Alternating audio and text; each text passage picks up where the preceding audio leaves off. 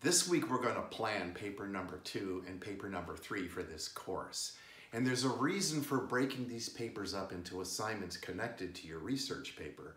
I'm trying to make your research paper easier for you because I know that when a student sits down at a blank document and says to himself or herself, oh my goodness, I have to write a 6 or 8 page research paper, you can get writer's block, you can freeze. And what I'd like to do is show you how to write the research paper in stages, in small chunks, bit by bit, that it will all come back together at the end of the semester, almost like pieces of a jigsaw puzzle.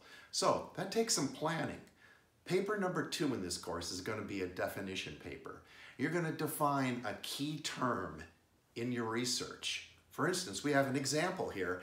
The thesis for the paper is that there are other ways of dealing with ADD than prescription drugs. Okay, think about that for a minute. What is ADD? The person who is writing this paper has to define what ADD is. It's not ADHD.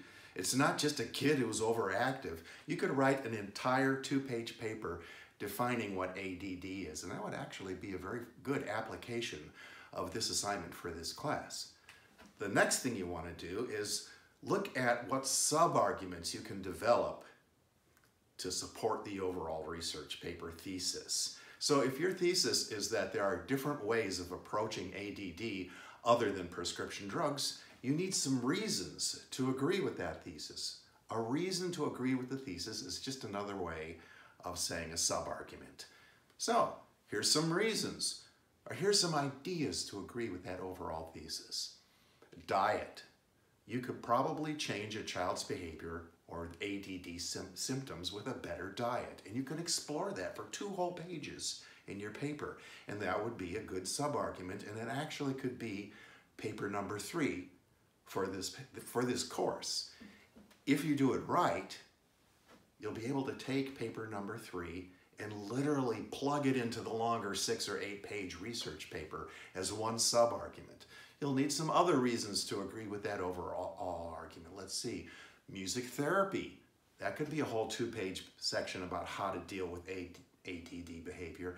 And exercise. You might do some research and find out that exercise is a great way of dealing with the behaviors associated with ADD instead of Ritalin or other prescription drugs.